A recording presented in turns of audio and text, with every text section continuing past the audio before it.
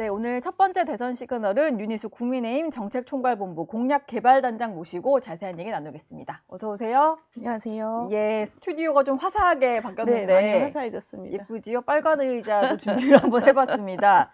어젯밤 TV토론 얘기부터 좀 해봐야 될 것 같은데 마지막 TV토론이었는데 정치 분야였고요. 좀 한 줄 평을 해주신다면 어떻게 보셨나요? 저는 뭐 세 번 다 그런 느낌이었어요. 어떻게 저런 사람이 저 자리까지 왔을까 이런 한탄 같은 느낌? 주어는 없으신데 제가 네, 생각하는 그분? 네. 그렇습니다. 그러니까 예. 모든 질문에 대답해야 될 건 다 빠져나가고 장어처럼 그리고 그거를 그냥 묘하게 절묘하게 상대방에 대한 공격으로 돌려버리고 네. 국민들 앞에서 뭔가 성실하다거나 진실하다거나 이런 느낌을 전혀 주지 않아서 정말 저런 사람이 어떻게 우리가 대통령 후보가 됐을까.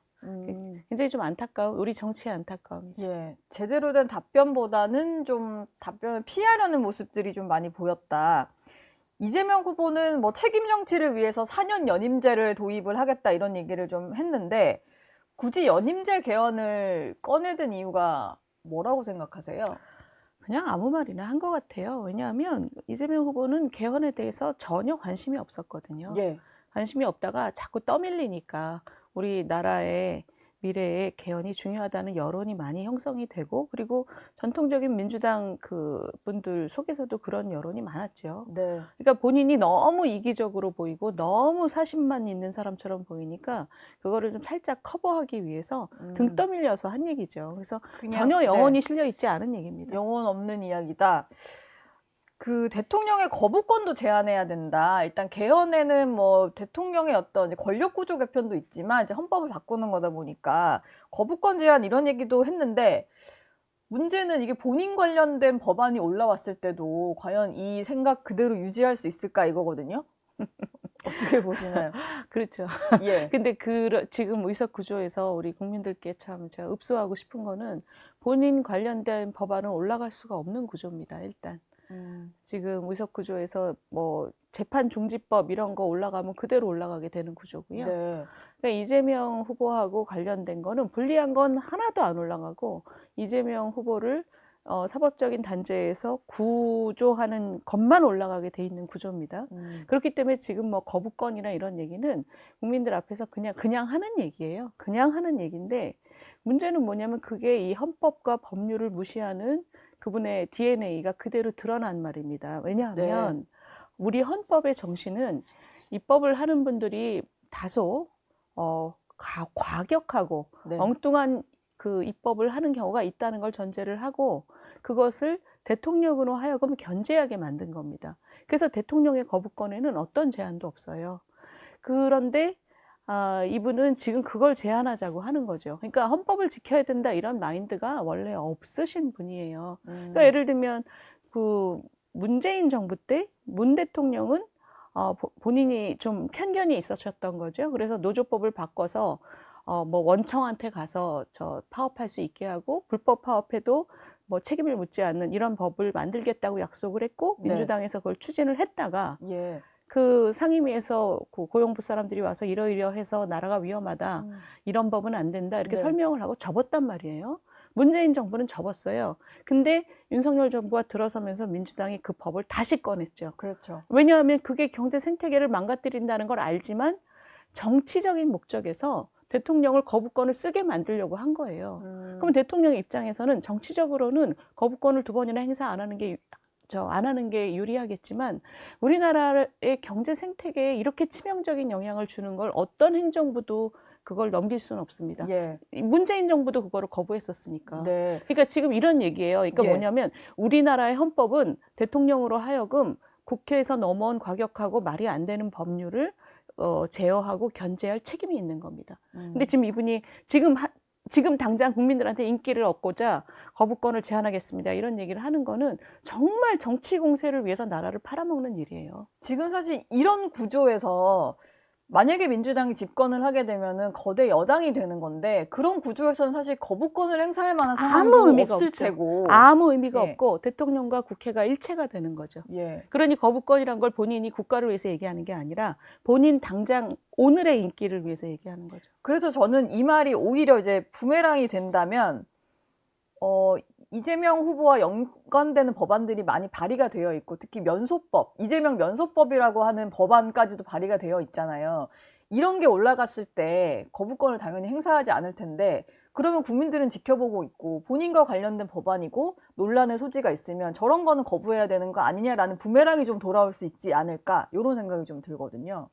그러니까 보통 때라면 그렇게 생각하실 수 있는데 지금 예. 국회 구조 앞으로 3년 동안은 그런 일이 벌어지지 않죠. 민주당이 지금 뭐 거의 190석 가까이 되니까 네. 그 법률이 행정부로 넘어가지도 않는 구조입니다. 본회의 통과가 불가능한 그런 본회의 구조죠. 통과가 불리한 거는 통과가 불가능하고 유리한 건 그냥 이제 그냥 일사천리로 일사천리로 가고. 뭐 통과되고 시행되고 뭐 이렇게 되겠네요. 그래서 지금 예. 괴물 독재라는 표현이 지금 회자되고 있는 거잖아요. 네. 국민 여러분들께 참 저희 죄송하고 그 괴물 독재를 이렇게 눈앞에 가져오게 된 것에 대해서 저희가 다시 한번 죄송한데 근데 그럼에도 불구하고 정말 우리나라가 그 괴물 독재로 망가지는 것은 좀 정말 막아야 된다고 생각합니다. 어제 이낙연 그 새미래민주당 상임 고문이 김문수 후보 지지하겠다라고 하시면서 괴물 독재 국가의 출현을 막겠다.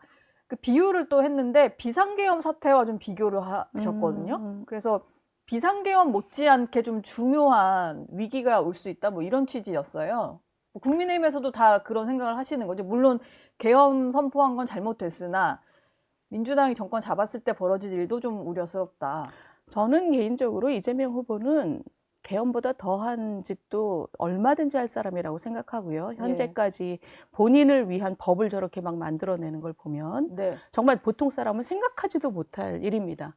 근데 저러는 걸 보면 정말 뭐든지 할 사람이다 이렇게 생각하고 지금 그것을 막을 수가 없다. 뭘 해도. 뭘 해도 막을 수가 없다. 계엄보다 더한 짓을 해도 막을 수 없는 괴물 독재가 눈앞에 와 있다. 그래서 국민들께서 한 번만 좀 생각을 해주시면 좋을 것 같습니다. 사실 오늘 윤희숙 그 단장을 모신 이유가 뭐 여의도 연구원장이시고 공약 개발 단장이시기도 그렇습니다. 하고 네네. 경제 전문가셔서 저희가 토론회 동안 봤던 것 중에 좀 기억에 가장 많이 남는 게 호텔 경제학이라는 이제 이름이 붙어버린 이재명 후보의 얘기였는데 어제도 이 토론회 때 이 얘기가 나왔는데 호텔 경제학 관련해서 본인이 했던 설명에 대해서 뭐 이게 한국은행의 책자에도 나오는 사례다. 뭐 아주 고전적인 그 돈의 흐름에 대한 일반적인 사례를 든 거다 이렇게 설명을 해요. 전문가시니까 이거 팩트 체크 좀 해주세요.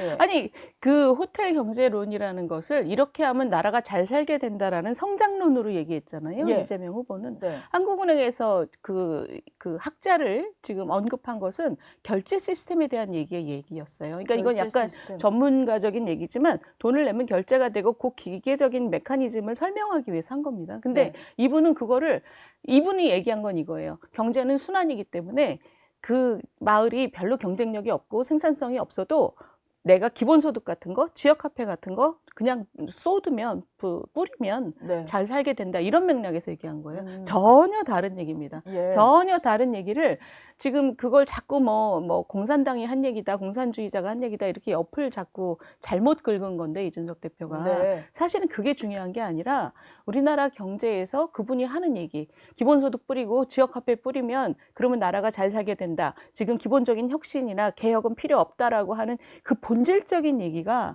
저는 매우 위험한 얘기라고 생각해요. 예. 우리나라의 현재 지금 경제적인 상황에서 지도자로서 저런 얘기를 하는 건 너무나 무책임하다고 생각합니다. 그러니까 세금을 써서 돈이 돌게 하면 뭐 모두가 잘 살게 된다 이런 희망적인 구조인데 지금의 우리 환경에서는 그렇지 않다는 그렇지 않죠. 말씀이시잖아요. 그러니까 지금 뭐 계속 그 변명을 하는 과정에서 뚱딴지 같은 얘기가 연속적으로 나오고 있는데 저 토론회 하는 당일에 민주당에서 나온 걸 보면 이건 케인즈의 승수 효과에 대한 얘기다.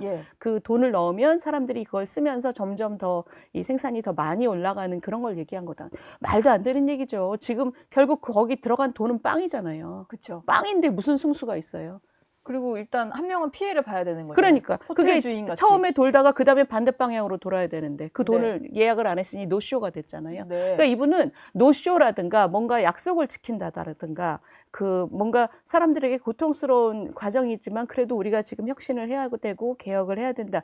이런 정직한 얘기는 저는 제가 한 번도 한 걸 본 적이 없어요.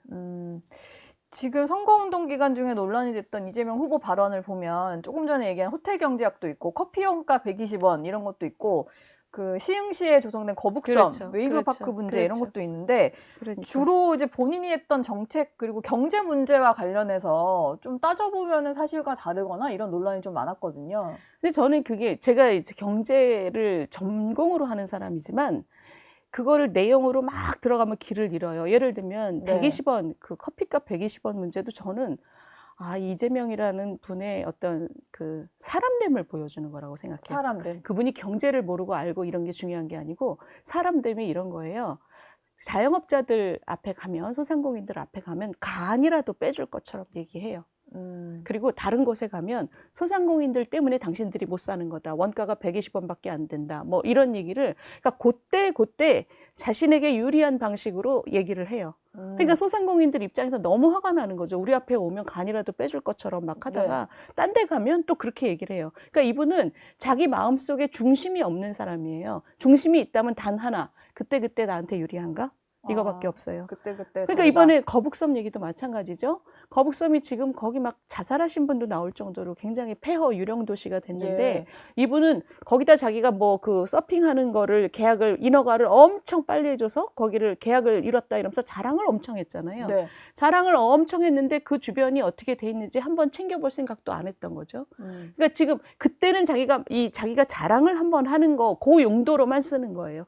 그러니까 그 동네에 계신 분들 얼마나 화가 나겠어요. 네. 자기 자랑 한번 하겠다고. 예. 그러니까 이분의 아주 그분의 정치 들어온 다음에 그분의 궤적을 보면 단 한 가지의 원칙만 있어요. 내가 사는 거.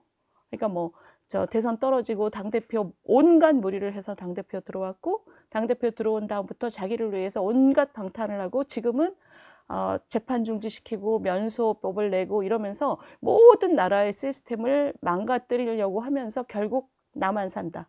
그리고 두 번째는 내가 산다는 전제 하에서 그때 인기가 있을 만한 것을 쫓아다닌다. 지금 호텔 경제론이나 거북섬이나 120원 발언이 다 같은 궤적입니다. 예. 그러니까 그 내용을 보면 막 그 더 깊게 들어가서 내용을 따질 게 아니라 이 사람이 그때 말이 달라지고 그렇죠. 따져보면 상충된 말을 하고 뭐 이런 그렇죠. 부분. 그렇죠. 그러니까 그 말 하나하나를 따지는 게 제가 별 의미가 없어요. 다 틀린 말인데 네. 그거는 의미가 없어요. 왜냐하면 그것을 하나로 꿰는 말은 아생연후 실용입니다. 아생연후 내가 사는 게 제일 중요하고 나라야 어떻게 됐든 말든 자영업자나 어떻게 됐든 말든 남의 마음을 다치거나 말거나 내가 사는 거 아생연후 실용은 나한테 유리하냐. 그것만 있어요, 그분은. 예. 그래서 저는 그 토론회를 보면서 무슨 내용에 조그마한 게 틀렸다 맞았다 이런 얘기가 아니라 정말 저런 얘기를 하면 한국 경제 지금 우리 위험한 한국 경제에 정말 큰 충격을 주는 일들이 앞으로 연속적으로 일어나겠다라는 걱정보다 그런 걱정도 크지만 어떻게 저런 사람이 저 자리까지 왔을까? 그런 그 한탄이 있습니다. 이게 근데 그 워낙 대선 기간이 짧았고 이게 갑자기 치러진 대선이니까요. 그리고 국민들이 뭔가 정책에 대해서 비교해보고 후보를 판단할 시간도 좀 짧은 상황인데 세 번의 토론회는 좀 짧았다는 생각도 좀 들고 그리고 맞습니다. 계속해서 뭔가 제대로 된 답변보다는 좀 말을 그냥 이렇게 돌리기 급급했던 느낌이 좀 있어요. 맞아요. 동문서답의 예. 토론회죠. 특히 이재명 후보. 이거 가지고 좀 뭔가 평가가 가능할까요? 국민들 보시기에 느낌만 남잖아요. 사실 내용보다는 뭔가 느낌? 그러니까요. 제가 알기로는 내일부터 사전투표잖아요. 네. 그러면서 이제 선거의 반이 끝난 거잖아요. 반보다 더 끝난 거죠. 네. 근데 제가 알기로는 민주당은 아직 공약집을 안 냈어요. 아, 어젯밤까지 그래요? 안 나와 있었어요. 아직도 안 나왔나요? 예. 이건 언제까지 내야 된다는 뭐 그런 룰이 없습니다. 룰이 그래서 없어요? 저희도 사실 지난 월요일에 내면서 되게 죄송했어요, 국민들께. 근데 저희는 후보가 너무 늦게 정해져서 정말 후보랑 저희 당에서 준비한 거랑 제가 이제 공약 단장이니까 정말 열심히 일을 했거든요. 예. 정말 감금돼서 일할 정도로 네. 정말 다른 것은 전혀 못하고 네. 정말 밤늦게까지 정말 같이 일하는 분들이 너무 힘들었는데 그렇게 해서 월요일에 나온 게 너무 죄송스러워요. 왜냐하면 그 공약을 보고 생각할 시간을 드려야 되는데 근데 민주당은 아직 안 나왔어요. 아니 거의 단독 후보로 지난 3년을 대선만 준비한 분들이 네. 지금 공약집을 안 냈다는 거는 그 어젯밤까지 안 나왔는데 오늘 새벽에 나왔을 수도 있지만 참 희한한 일입니다. 이게 인수위도 없고요. 6월 3일 지나면 6월 4일부터는 대통령이잖아요. 그럼 공약이라는 게 사실상의 인수위 끝나고 나오는 백서처럼 뭔가 되게 중요한 내용일 텐데 이걸 아직까지 안 내면은 국민들로부터 숨기는 거죠. 그 정도 되면. 정말 3년 내내 거의 단일 후보로 당대표의 자원을 쓰면서 선거 준비를 했는데 네. 지금 사전투표 하루 전까지 공약집이 아직 안 나와 있다는 거는 저는 어떻게 해도 변명이 안 되는 것 같아요. 그럼 지금 이재명 후보가 다니면서 여러 가지 좀 약속들 하잖아요. 공약집에는 뭐 담길지 안 담길지 모르는 거고 그건 또 나중에 어떻게 될지 모르는 말들이네요. 그렇죠. 지금 왜냐하면 상황이라면? 선관위에 10대 공약을 냈긴 했지만 그 네. 10대 공약은 그냥 일찍 낸 거고 그걸 또 수정하는 기간들이 지금까지 있는 거거든요. 네. 그래서 최종적으로는 공약집입니다. 근데 지금 그 국민들 앞에 대선에 관한 그 약속을 아직까지도 하지 않고 사전투표 오늘쯤 나오겠죠. 오늘이나 예. 내일에 나오지 않을까 오늘은 싶은데. 나와야겠죠. 투표 전날이면. 예. 근데 그거를 전혀 지금 국민들에 대한 책임을 생각하지 않는다는 느낌이 들어요. 지금 뭐 그런 생각은 좀 듭니다. 일부 보도들이 나오고 있는 걸 보면 그 전체 공약도 있고 지역별 공약도 있고 뭐 직군별도 있고 이렇잖아요. 근데 민주당의 부산 지역 공약집에서 HMM 이전 관련 내용이 빠졌다 뭐 이런 내용이 있어요. 그래서 아직 공약집이 나온 건 아닙니다만 이제 빠졌다라는 얘기가 좀 나오는 상황 같고 그러다 보니까 이재명 후보가 이전 방침에는 변함이 없다 이런 말까지 좀 했거든요. 뭐 이런 상황 아닌가 싶네요. 약속을 했다가 또 못 지킬 수 있으니까 뭐 넣고 빼고 뭐 이런 걸 아직도 하고 있는 상황 아닌가 싶어요. 이렇게 사방군대로 얘기를 걸쳐놓는 네. 정말 나쁜 정치죠. 그러니까 나중에 분위기 봐서 그때 저 하려고 했는데 뭐 그렇게 확실하게 얘기한 건 아니고 확실하게 얘기한 건 아니니까 지금 나한테 책임을 물으시면 안 되고 이런 거죠. 약속도 아니고 약속이 아닌 것도 아닌 네. 그분의 아주 말버릇인 거죠. 근데 그 얘기에서 가장 중요한 부분은 HMM은 그 예전에 구 현대상선 아닙니까? 네. 민간회사예요. 민간회사에 대해서 이전해라 마라 라고 얘기하는 것 자체가 대단히 위험한 분이죠. 아니 민간회사가 그 회사도 이사회가 있고 직원들이 있고 예. 그 경영진이 있고 사원이 있고 그 안에서 결정할 문제죠. 지분을 누가 갖고 있든지 간에. 근데 그런 얘기 다 지금 치우고 그걸 옮겨버리겠다라고 얘기하는 거는 그분이 이 경제와 민간 부분을 다 자기 아래로 지금 내리 깔고 있는 거죠. 그분이 세상을 보는 방식이 나타나는 거예요. 예. 대단히 위험하죠. 지금 뭐 공약집이 안 나와서 윤희숙 단장께서 뭐 민주당 공약에 대해서 속속들이 분석하기는 좀 힘드시겠지만 지금까지 뭐 이재명 후보가 다니면서 했던 말이나 뭐 이런 것 중에서 그 경제적인 측면에서 보시기에 이거 진짜 위험하다. 이러면은 이거 정말 실현되면 나라 망하겠다. 뭐 이런 대표적인 얘기가 있을까요? 대표적인 얘기가 네. 그 10대 공약에 들어가 있는 얘기예요. 네. 저는 그게 공약집에 들어갈지 대단히 궁금합니다.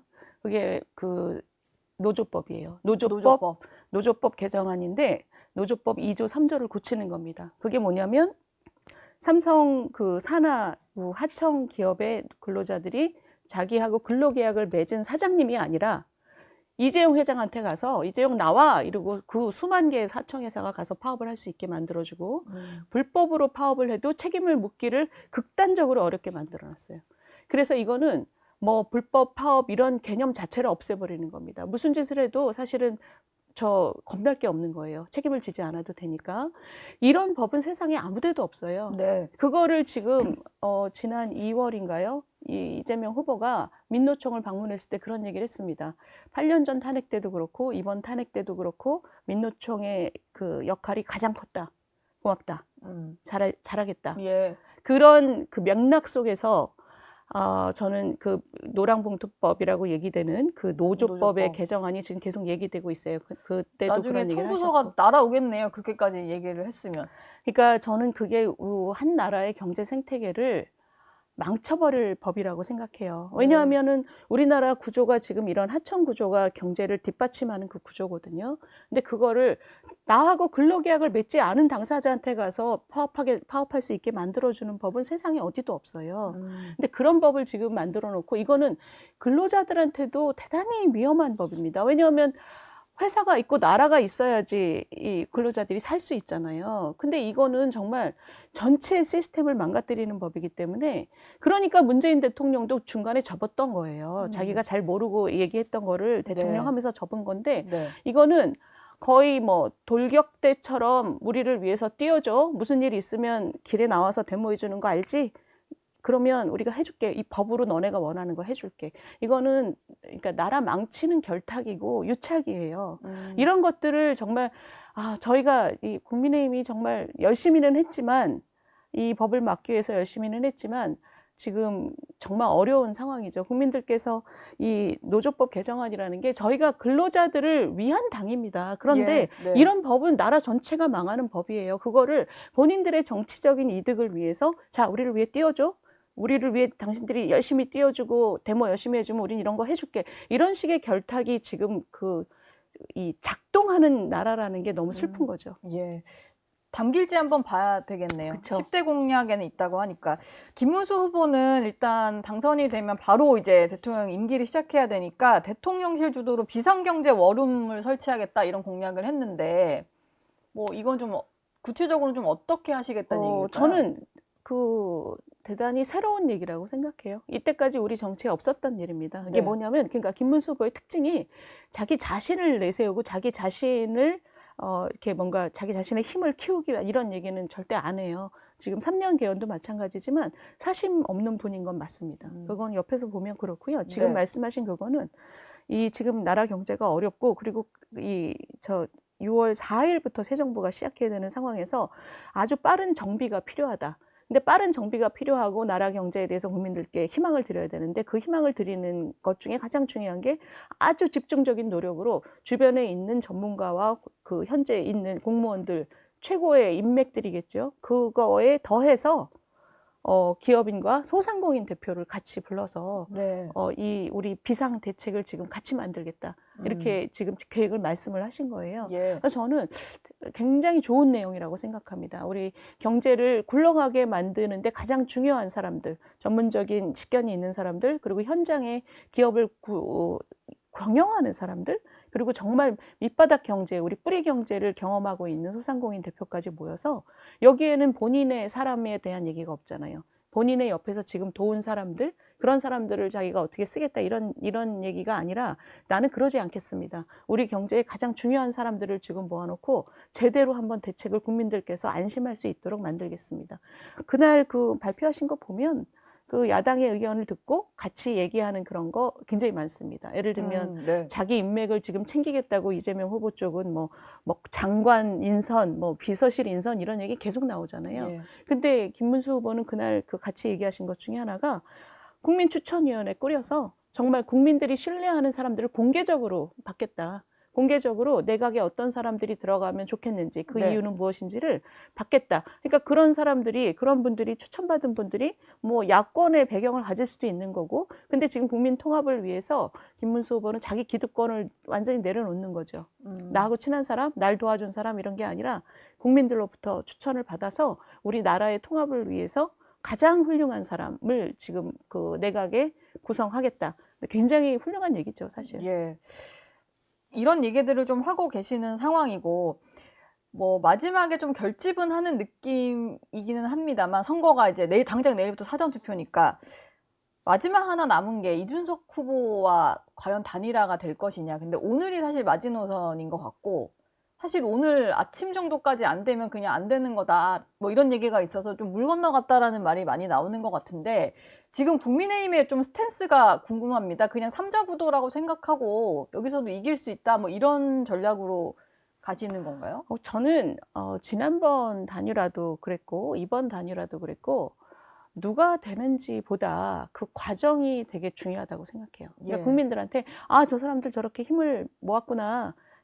국민들이 투표장에 나갈 힘이 없었던 분들도 나가봐야지 이런 예. 느낌을 주는 네. 그런 단일화였으면 참 좋을 것 같다 이렇게 생각을 하는데 지금 과정에서 그러니까 우리가 이재명만은 막아야 된다. 저런 사람이 나라의 지도자가 되는 건 막아야 된다라고 얘기했던 분이 지금 뭔가 개인적인 계산을 한다는 느낌을 좀 받아요. 그렇지만 그럼에도 불구하고 그런 단일화 과정이 뭐 되건 말건 왜냐하면 이준석 대표는 민주당 표도 많이 갖고 있기 때문에 네. 어차피 단일화의 과정의 아름다움이 중요한 거지 정치 공학적으로 따지면 저는 뭐 그렇게 뭐 큰 실망을 할 필요는 없다고 생각합니다. 음. 그래서 지금 최선은 아름다운 단일화지만 차선이라도 각자가 또 열심히 하면 뭐 저는 좋은 결과가 있을 수 있다고 생각해요. 삼자 구도더라도. 그러니까 어떤 상황이 되더라도 최선을 다한다. 예.